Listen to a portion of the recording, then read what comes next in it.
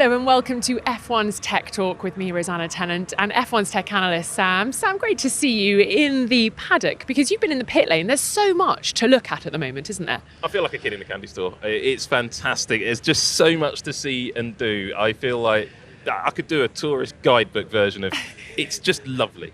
All of this engineering, all of this technology, I'm a happy person. And of course, with the big rules and regulation change, there's been plenty for you to be taking photos of and examining up close. A lot of people have been focusing on the side pods, particularly Red Bulls, but you've been focusing on the floor of the cars. Why is that? Well, a lot of people have been looking at the side pods because they're big and they're obvious, and there's really a lot of differences in them, and we've been looking at, and we'll take a little bit later on, we'll take a look at them.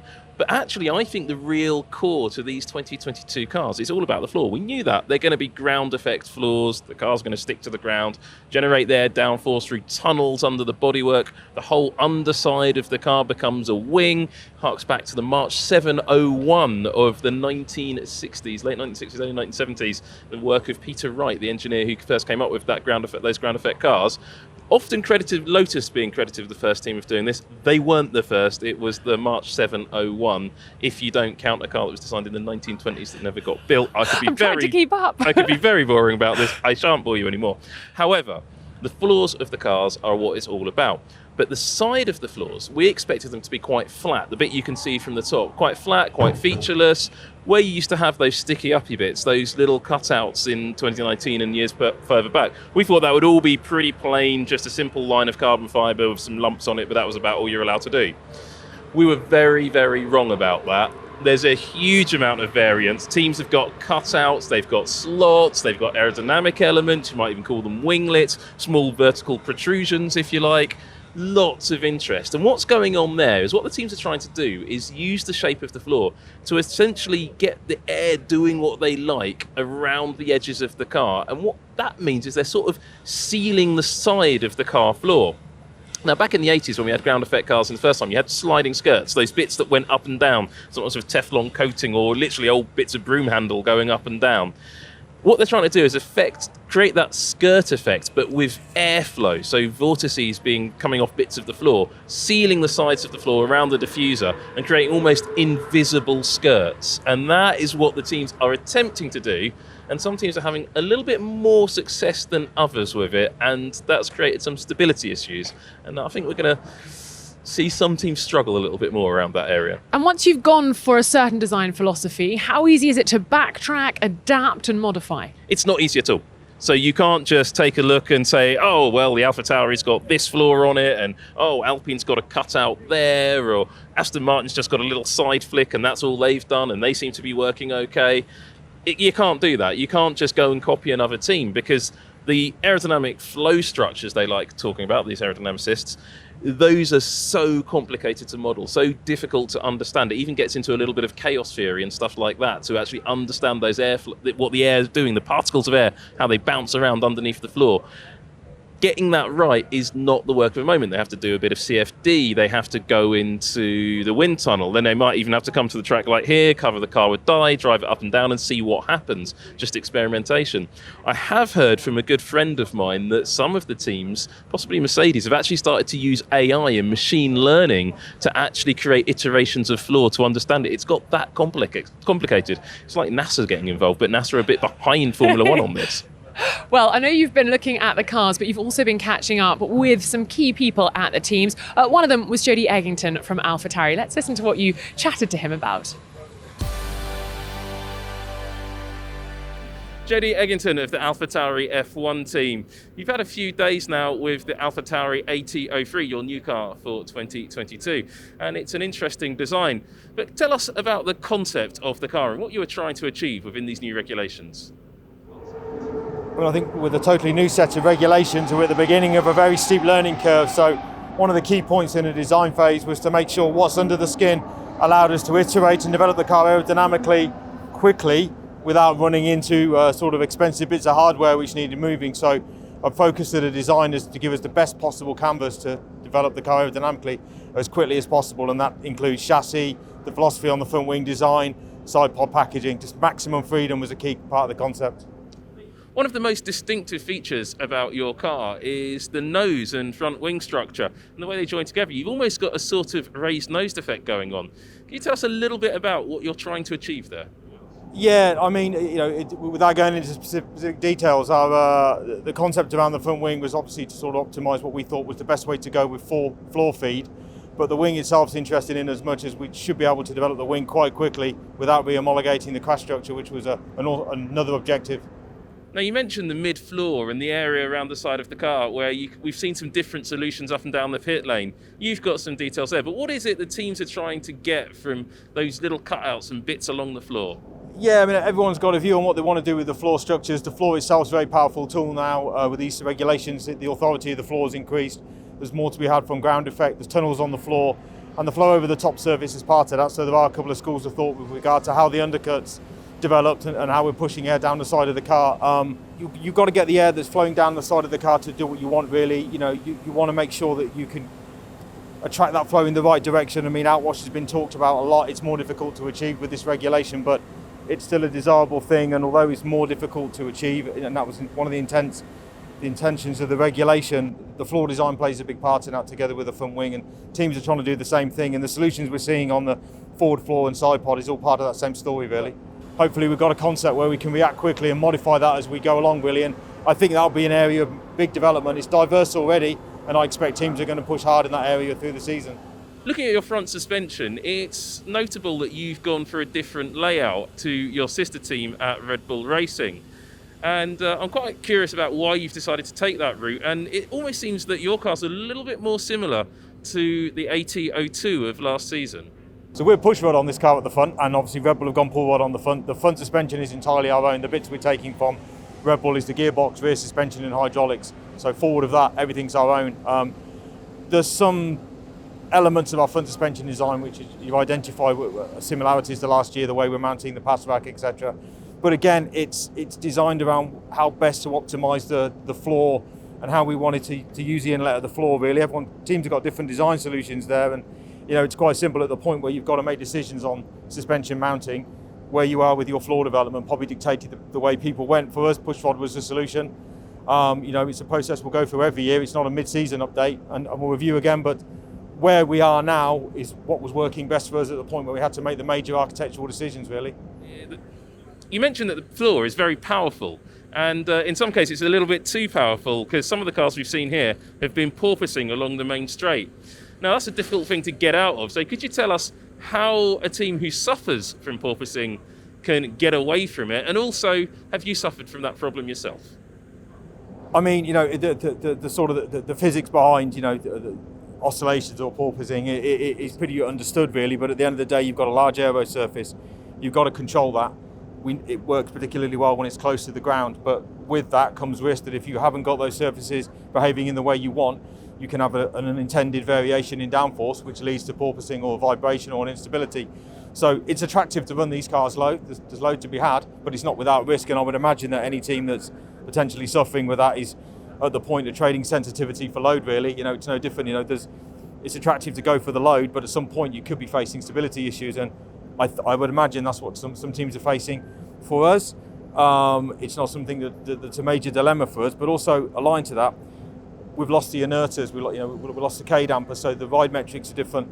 You're running the car stiffer potentially, so you put all that together, big aero surfaces, maybe aero instabilities, running the car stiffer, trying to run it closer to the ground to get more aero load. You put all that together, and I could see how you could run into some sensitivity issues, which are going to take a bit of thought to solve, really. Both of the drivers had a bit of seat time already. What's their feedback been on this car? I mean, so far, the day one went pretty well. The morning was dedicated to an awful lot of background tests and data gathering, and but importantly, Yuki was very consistent, and his feedback was good when he did push a bit. We're only scratching the surface of the car, but so far the driver feedback has been positive and very informative. We know what we've got to work on. The comments are well aligned to the data. There's lots of things which align to what our model said, and there's a few nuances we've picked up that we're going to go away and work on. But overall, I'm sort of cautiously satisfied with where we are, but there's a very long way to go yet. Now, weight is something that we need to talk about, because quite a few teams are now saying that the weight limit, it's gone up, but it's a little bit harder to reach. How have you struggled with that challenge? It's certainly a challenge. It's been a big focus in the technical working group meetings. It's been a topic for discussion. It's not easy. the changes for the right reasons on the safety side of it, with chassis crash, etc., have made it difficult. Yeah, we're managing the situation, but it's hard. It's not easy. You know, we're not comfortable. I don't believe any team will be comfortable and have a big margin to the weight limit. But it's a new set of regulations. It's not unexpected. It's a challenge in the first moment. As we get more familiar with it and get more comfortable with the regulations, I'm sure there's opportunity. But yeah, it's firmly on our mind. Now, the last question for me, I ask everybody at this time of year the same question. We've seen quite a few cars up and down the pit lane now, different solutions. What's jumped out at you? What's really stood out for you? I mean, you know, it's the same every year, really. We look at everything and you say, we tried that. They clearly have made it work. We didn't. So we might go back and look at something again, maybe a front wing concept. Then there's things we've not looked at and we say, okay, why have they gone that way, and tried to build a picture up, sometimes from what they're not saying as much as what they are saying, the other teams. And we're looking at everything, and our aero guys and our DO guys are going through all the shots now, and we're seeing what we can pull into our development plans for the year. Maybe we can learn something else from what someone else has done with a similar concept. So we spend a lot of time looking what other people are doing. It's an intrinsic part of the design process, really, and the aero development process. So far, yeah, there's some interesting side pod solutions. A number of the front wing solutions we've seen on other cars are interesting. We've gone down that road again. We'll probably reevaluate a few of them. And then there's combining solutions. There's a number of small features on cars. We think, okay, how would that work with something we've looked at before? So we spend a lot of time doing that. You can learn an awful lot of other people. Everyone's travelled the same journey with the same regulations and found different solutions. There's certain things which you'll see which you just can't package around, maybe for PU packaging or something else. It just wouldn't work with your car. But there's an awful lot to go through, and the guys at the moment, it's a big source of conversation and how we want to integrate that into our development programs, really, making best use of the time and money. Well, time and money, Jody, it's all ticking away, so I'm going to let you get back to doing the important work with AlphaTauri. Thank you very much. Thank you. Doodles. Great to hear from Jody Eggington there, talking to Sam Collins. And I'm now joined by F1's tech analyst, Albert Fabregat. Great to see you. Happy New Year, first and foremost. For you as well. Yeah, a little bit late, but it's February already. Exactly. First time we've seen each First other. time. Yeah, it feels right. Okay. We heard from Jody there about the challenges that the teams are facing with Yep. these new rules and regulations. And one of them seems to be this porpoising, which is a term that we're all now sort of familiar with Yes. in the paddock. But just explain what that effect is that we're seeing on the cars. Yeah, the point is what we have seen on the main straights is the car bouncing, mainly at the end of the main straight, and what we could see is the cars almost touching the floor and going up again and floor up and up again, doing this cycle that it was so strange, and we haven't seen on the cars last year. So it's something that we need to go back maybe 60s and 60s to or 70s to see this effect. And what is it that actually causes this effect? And when we say porpoise, obviously it's a bit like a dolphin, so it's the way that Yeah. they're kind of travelling through the water. This is how the car's travelling down a straight. What is causing that? We know that this year the cars creates more downforce from the floor. So on the front of the car, there is a main difference to other years, also on the rear, but mainly on the front. At the main straight, when the cars are reaching the top speed, that airflow that is sucking the car and the downforce that is pushing the car down is creating that the ride height is going down. That increases the downforce, but there is a point where the flow that going under the car is detaching from the surface. That creates a very sudden loss of downforce, so the car goes up again, and the proper downforce push it back again, and that creates that effect that is, as you said, that porpoising, Yeah. like a dolphin in the sea, that we can see from the outside. Now, is this something that the teams should have expected? Because we knew that downforce was going to be something we'd be talking about a lot in the changes. So could they have counted it, or is it always going to be something you find out on track first? I'm sure that someone has already pointed that it could be an effect that I can find on the track. Difficult to simulate on the CFD, difficult to simulate mainly on the tunnel, on the wing tunnel. But this is something that it was on the table. Probably it has affected more other teams than others, but I'm sure that they will be working to sort it out, because they need to do it if they want to achieve the best performance of the car. And what is the best way to sort it out? It depends on the car. I'm sure that the easiest and quickest the way to explore is to change the setup of the car, working with the right heights, working with the suspensions, trying to see if they can also work on the front wing to try to achieve that target to stop the car bouncing on the straights. But at the end of the day, some cars will can can sort it out. Others, maybe they need to change something on the design, but this is not an easy thing. If you have to change the design of the front wing or something on the floor, you will have to work and maybe expect to have a solution for maybe other races, not here for sure. And this year there is an important factor that it makes a big difference, the suspensions that are controlled hydraulically. This is banned this year, so the suspensions are more simple. There is no tricks to do on the hydraulic systems, so it's more difficult to sort it out. For sure, and with an hydraulic suspension, they could sort it out easier. Have you spoken to the drivers and asked them what it feels like and what it's prohibiting them from doing out on track? Because I imagine handling is off if you've got the car going up and down rather than just kind of heading in the direction you want it to. Yeah, it's a feeling that is really strange for them, and for sure that they notice and they feel it. But yeah, everyone is like not talking about too much because they are working, they're trying to sort it out. Some teams better than others with solutions that maybe is affecting the performance, so others just to find the spot where the car is not bouncing that much and getting the best performance, for sure. Well, it's something we'll have to keep an eye on Yes. over the course of the season, and perhaps some teams will master it better than others and other drivers will have to get used to it. Albert, thank you so much Thank for you. your time. Let's join Sam Collins now, who's been with Tom McCulloch, Performance Director at Aston Martin. Tom McCulloch, Aston Martin. Now, the Aston Martin AMR 22 has been out on track a few times now and it's got a few laps under its belt.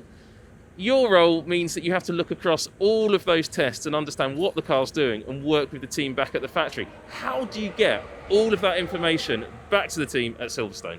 Yeah, so with such a huge regulation change with the car, mainly aerodynamically, but also got the new tyres to get on top of. And so for us, it's about going out there, gathering the data, understanding what the car's actually doing relative to all our development tools, and just learning. We need the laps, we need to do the learning, so we can feed that back into the development, but also help us start to understand how we're going to optimize this track at the next 23 races we're going to be going to. The last year has been developed mainly obviously aerodynamically in the wind tunnel and in CFD. We're now at the track getting actual data, and with a lot of our partners actually helping us get that data back quickly, helping us process the data, visualize the data, and it's about tools, software, developing data. How can you learn from the data quickly? It's efficiency. We're in a cost gap era now as well, so it's about having the right people, the right tools, understanding what you've got, and using that information.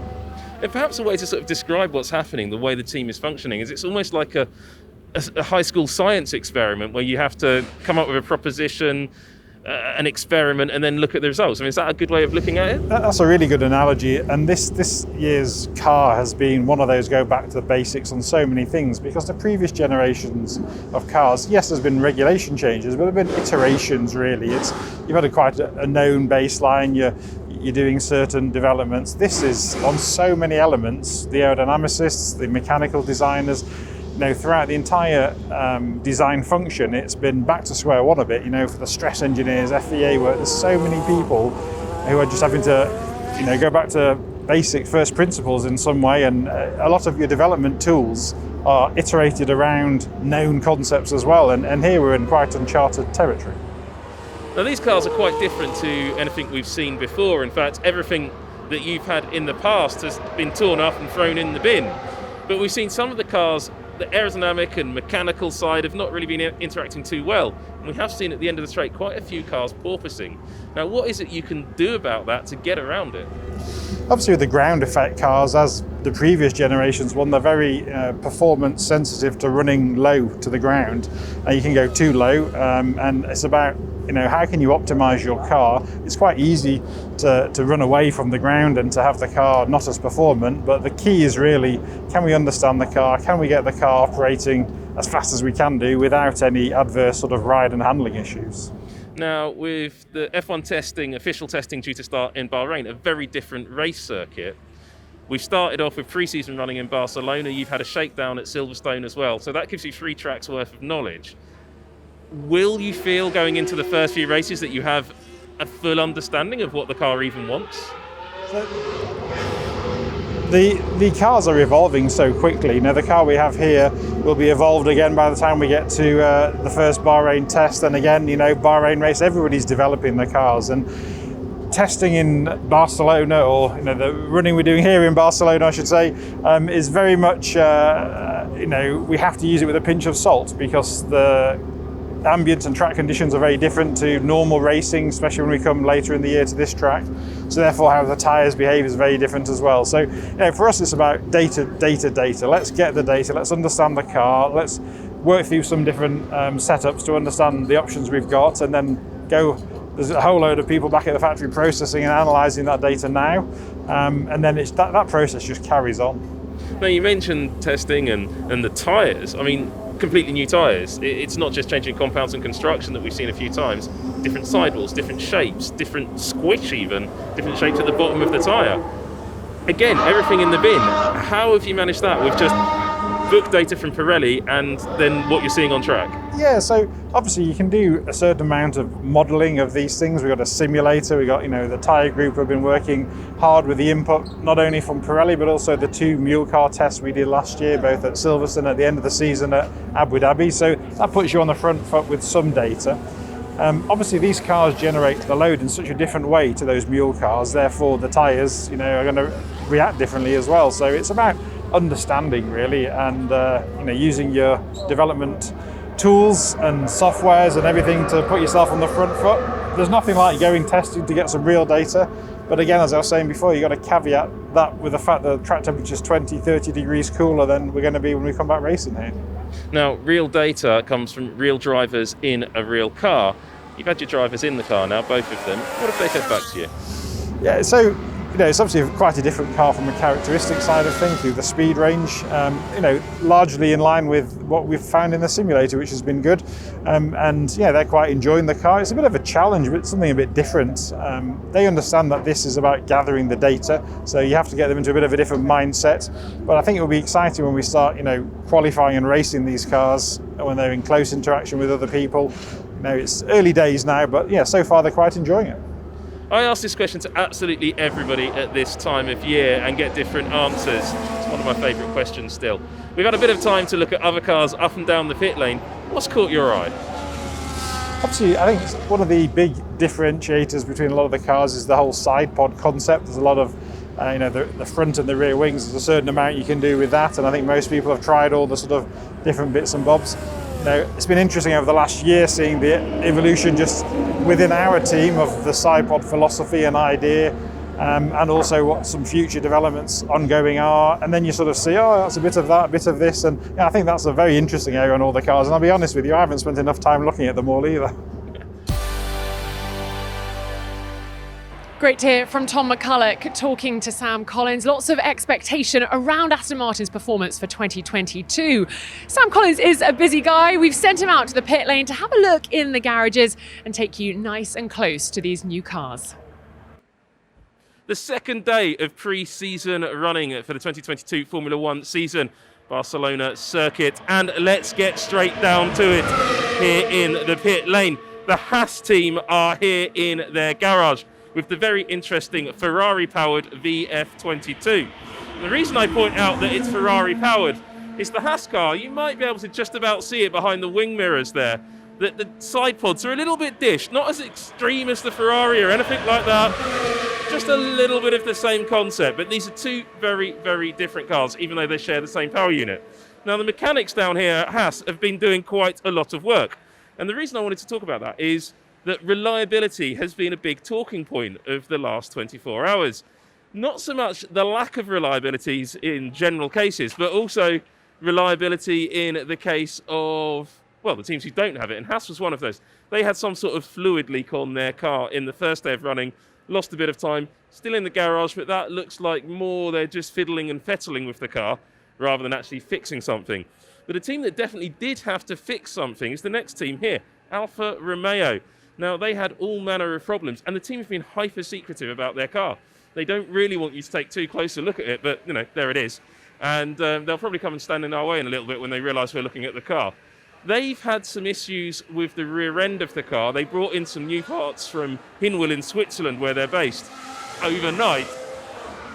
And it's not entirely clear what they had to fix, but there was a bit of a suggestion that when the car did do some of its running yesterday, of which it didn't do very much, that it was suffering from porpoising. Now, porpoising has got nothing directly to do with dolphin-like creatures, but for those watching this who don't know what porpoising is, it's when a car, here comes the Red Bull, it's when a car comes along at high speed and you can see these new floors.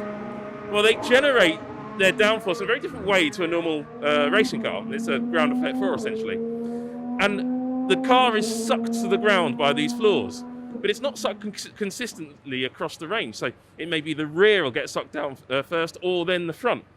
Well, in the case of Mercedes, who we know suffers some porpoising problems in this test, as we mentioned, and they appear, George Russell taking the wheel of the new car for the first time.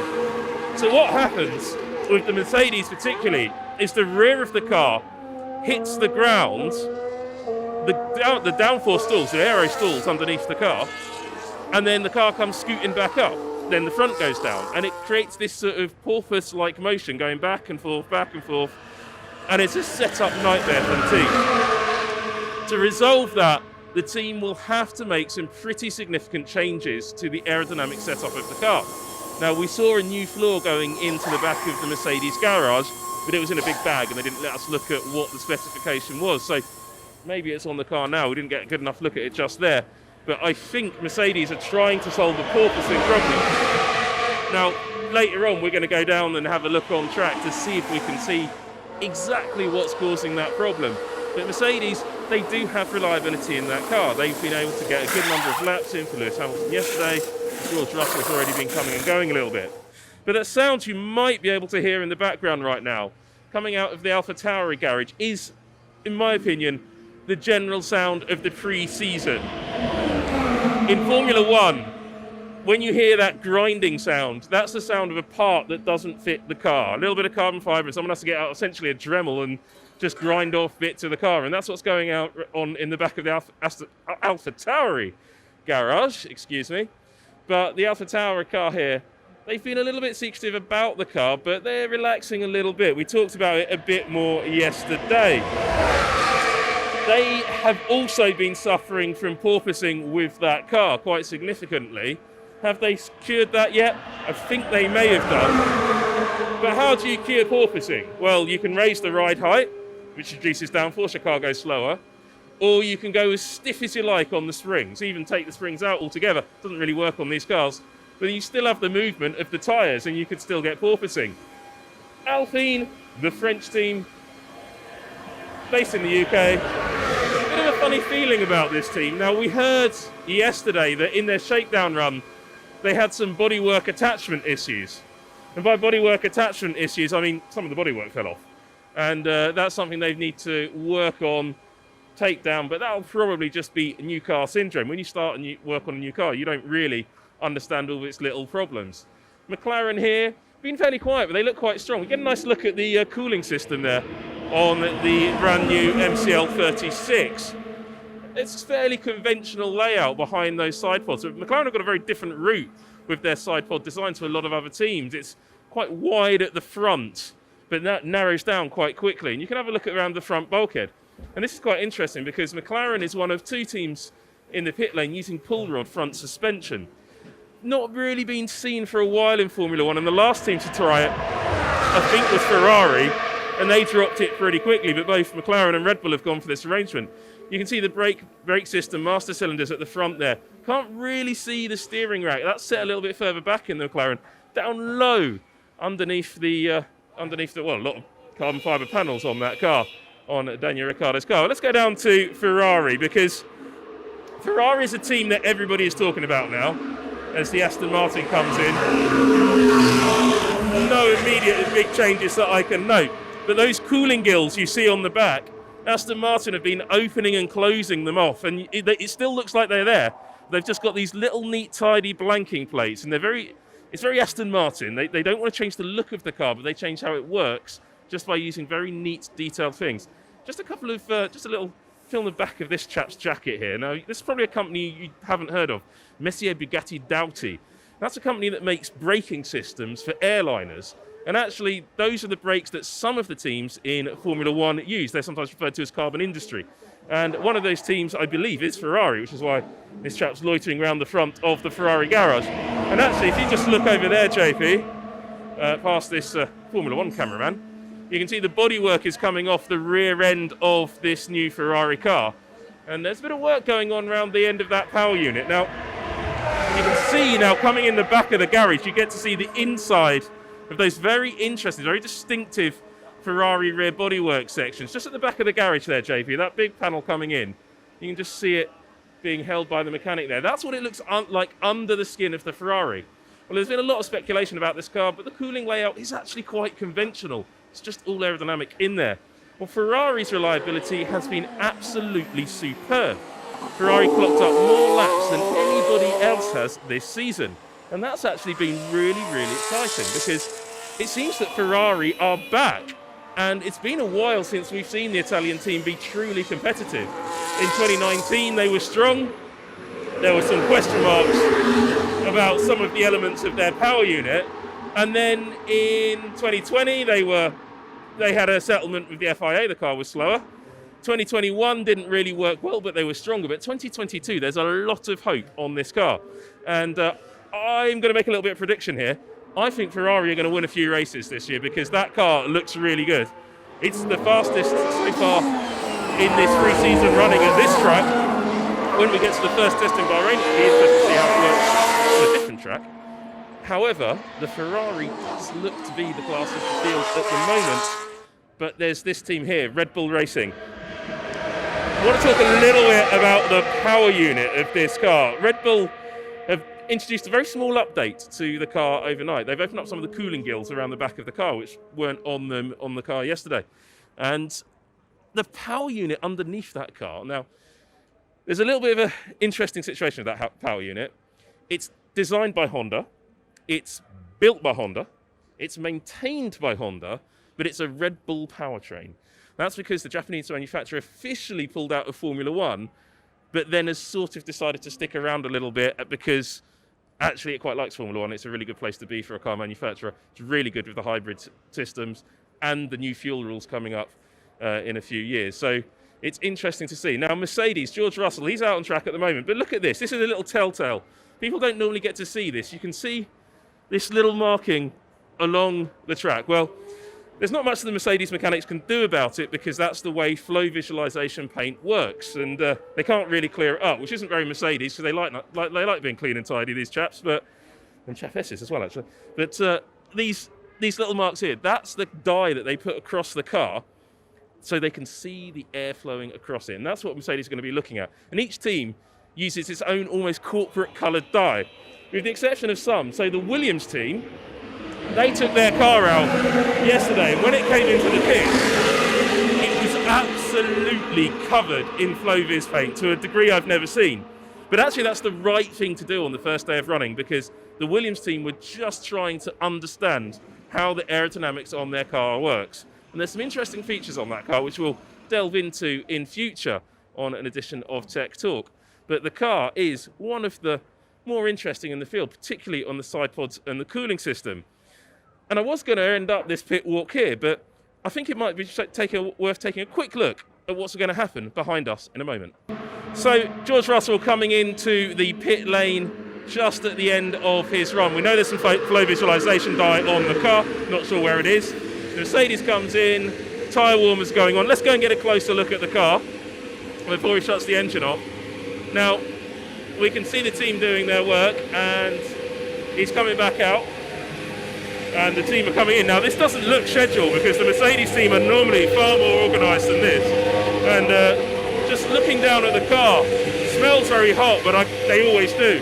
I can't really see too much damage, so we're getting out of the way. So clearly, a little bit of action from Mercedes down there in the pit lane, but that's what you expect at this time of year, and that's what makes pre-season running here in Barcelona quite so entertaining.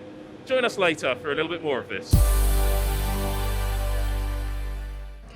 Great to see Sam Collins in his element in the pit lane ahead of the 2022 season. And that brings us to the end of this episode of F1's Tech Talk.